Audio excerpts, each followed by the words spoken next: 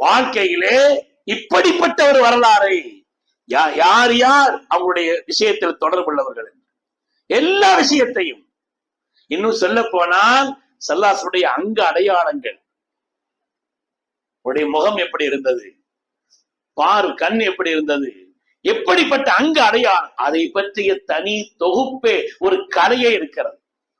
ஷமாயிலே முஹம்மதியா என்று முஹம்மது ஸல்லல்லாஹு அலைஹி அங்க அடையாளங்களையும் குணநலன்களையும் தொகுத்த ஒரு நூல் இருக்கிறது. எத்தனை பாடங்கள் போட்டு ஸல்லல்லாஹு அலைஹி உபயோகித்த செருப்பாகட்டும், அவர்கள் உபயோகித்த ஆடையாகட்டும், பார்வை எப்படி இருக்கும், நடை எப்படி இருக்கும், அவருடைய சின்ன சின்ன சின்ன விஷயங்களை கூட இந்த உலகம் பதிந்திருக்கிறது. வரலாற்றின் நாயகர் அவர்கள் சாதாரணமானவர்கள் அல்ல. அதனால இவருடைய வரலாறுகளை நாம் உலகம் பார்த்து வியந்து போய் நிற்கிறது. உலகம் பார்த்து வியந்து போய் நிற்கக்கூடிய வரலாறு. 2 வருஷத்துக்கு முன்னால் பாளையங்கோட்டையில் நடந்த ஒரு கூட்டம், பல மத தலைவர்கள் கலந்து கொண்ட ஒரு கூட்டம். அங்கே ஒரு ஃபாதர், அவர் ஒரு கிறிஸ்தவ ஃபாதர் வந்து பேசினார். நான் அவருடைய வரலாற்றை படித்து பார்த்தேன், மனம் விட்டு சொல்கிறேன், இப்படிப்பட்ட புகழுக்குரிய ஒரு மனிதரை உலகம் கண்டதில்லை. இப்படிப்பட்ட ஒரு குறிப்பிட்ட சொன்னார், அவர்களை பற்றி ஒரு போட்டோ கூட இல்லை. ஆனா இன்னைக்கு உருவகப்படுத்தி வைத்திருக்கக்கூடிய இயேசுவின் பெயரால், புத்தரின் பெயரால், திருவள்ளுவரின் பெயரால் ஒரு உருவகப்படுத்தி வைத்திருக்கக்கூடிய இந்த உருவங்களுக்கு சொந்தக்காரர்கள் உயிரோடு எரிச்சு வந்து பார்த்தா கூட இது நான் இல்ல பாட்டுருவாங்க, இது நான் இல்லைன்னு சொல்லிடுவாங்க. ஆனால் அவருடைய உருவகம் கூட இந்த உலகத்திலே இப்படித்தான் இருக்கும் என்று அடையாளம் சொல்லப்படாத, உருவகப்படுத்தப்படாத ஒரு நிலையில் இவ்வளவு மாண்பானவர்களாக, உலகமெல்லாம் புகழப்படக்கூடியவர்களாக, உலகமெல்லாம் புகழப்படக்கூடியவர்களாக, ஒவ்வொரு நாளும் பாங்கின் வழியாக கோடிக்கணக்கான அவருடைய திருநாமம் சொல்லப்பட்டு கொண்டே இருக்கிறது. ஒவ்வொரு நாளும் உலகமெல்லாம் சொல்லப்படுகிறது. உண்மையானவர்களுடைய வாழ்க்கையிலே அற்புதமான வரலாறுகள், அற்புதமான செய்திகள். அதாவது ஸல்லல்லாஹு அலைஹி வஸல்லம் தங்களுடைய வாழ்க்கையிலே எந்தெந்த கட்டத்தில் எல்லாம் பிற மொழி வாசகங்களை பயன்படுத்தினார்கள், அப்படி ஒரு தொகுப்பு இருக்குது.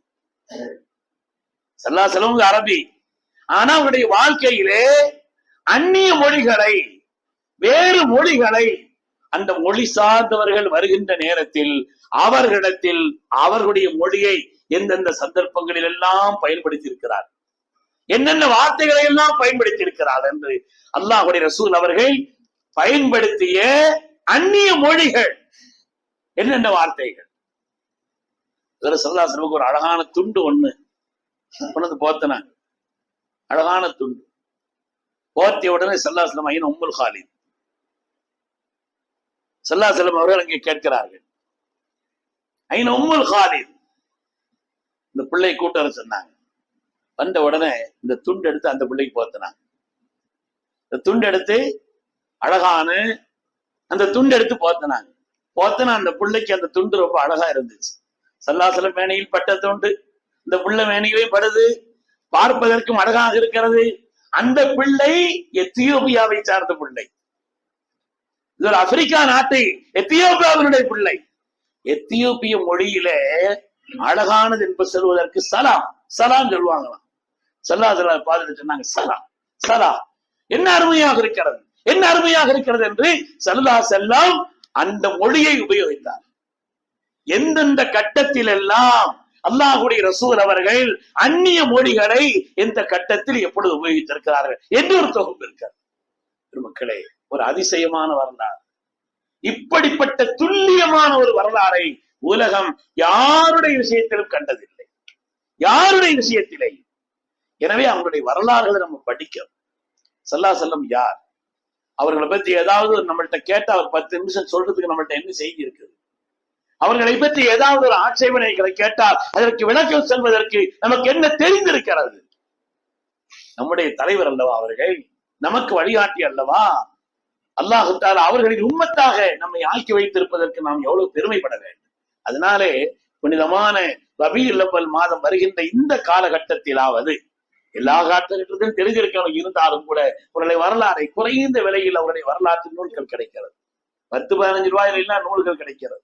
எனவே அவருடைய வரலாறுகளை படிக்கக்கூடிய ஒரு நிலையிலும் அதை தெரியக்கூடிய நிலையிலும் நம்மை ஆக்கி கொண்டோம் என்று சொன்னால் அவர்கள் மீது நமக்கு கடமையான மஹப்பத்தை, அவர்கள் மீது நமக்கு கடமையாக்கப்பட்ட அவர்கள் மீது உள்ள மஹப்பத்தை, அவர்களுக்கு கட்டுப்படுவதை, அவர்களை பற்றி உண்டான கண்ணியத்தை நம்முடைய உள்ளத்தில் பதிய வைப்பதற்கு அது காரணமாக இருக்கும். அல்லாஹ் சுப்ஹானஹு வ தஆலா நமது நாயகத்தின் அந்தஸ்தை, உடைய புகழை அல்லாஹ் மென்மேலும் உயர்வாக்கி அருள் புரிவான்.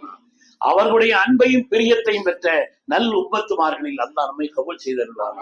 நாளை கியாமத்தில் அவர்களோடு அவர்களுடைய லிவாவுல் ஹம்த் என்ற கொடியின் நிழலில் ஒதுங்கி அவர்களோடு சொர்க்கத்திற்கு செல்வார்கள் என்ற பாக்கியவான்களை அல்லாஹ் எல்லோரையும் கபூல் செய்திருப்பானாக. ஆமீன் ஆமீன் யா ரப்பல் ஆலமீன். ஆகிர் தஅவானா அனில் ஹம்துலில்லாஹி ரப்பில் ஆலமீன். அஸ்ஸலாமு அலைக்கும்.